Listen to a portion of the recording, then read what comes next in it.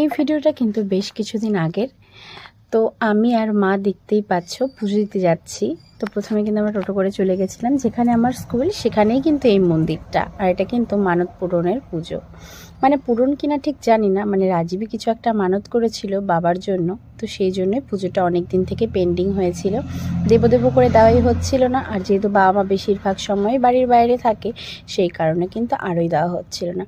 তো মেন কিন্তু এটা জয়কালী মন্দির, এই যে জয়কালীর বিগ্রহটা, আর ওই পাশে কিন্তু গোপাল, রাধাকৃষ্ণ, নারায়ণশিলা আর শিব ঠাকুরেরও লিঙ্গ আছে। তো যাই হোক, আমরা গিয়ে প্রথমে মা দেখতেই পেলে সবজি কেটে দিচ্ছিল, আমিও সবজি কেটেছিলাম। তো এখানে কিন্তু ঠাকুর রান্না করছিল, আর আমি কিন্তু এখানে পরে আবার টমেটোও কাটছিলাম চাটনির জন্য।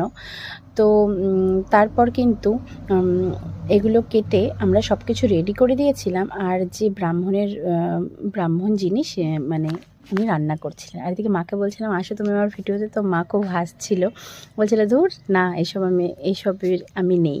তো দেখো, এই যে তোমাদেরকে মন্দিরটা ঘুরে দেখাচ্ছি। তোমরা এর আগেও হয়তো আমার ভিডিওতে দেখেছো, এই যে জয়কালী মন্দির। এই মন্দিরটা কিন্তু বহু পুরনো আর অনেক জাগ্রত মায়ের মন্দির। তো দেখো, আমি এখানে ভোগ ঘরে বসে বসে ভোগ রান্না করা দেখছিলাম। এদিকে কিন্তু 5 রকমের ভাজা, মিষ্টান্ন, চাটনি এসব হয়ে গেছিলো। আর শেষে কিন্তু সবজিটা হচ্ছিল আর খিচুড়িটা। তো যাই হোক, দেখো এদিকে মাকে খুব সুন্দর করে সাজানো হয়েছিল। আর এদিকে কিন্তু ফল মিষ্টির পুজোটা কিন্তু আগেই হয়ে গেছিলো। এবার ভোগ শুধু নিবেদন হবে আর অঞ্জলি হবে। আর যেহেতু রাজীব মানত করেছিল, তাই কিন্তু ওকেও পুজোটা দিতে হয়েছিল। আর হ্যাঁ, ও কিন্তু উপোস থেকেই পুজোটা করেছিল। তো যাই হোক, পুজো দিয়ে অঞ্জলি দিয়ে সোজা বাড়িতে চলে এসেছি।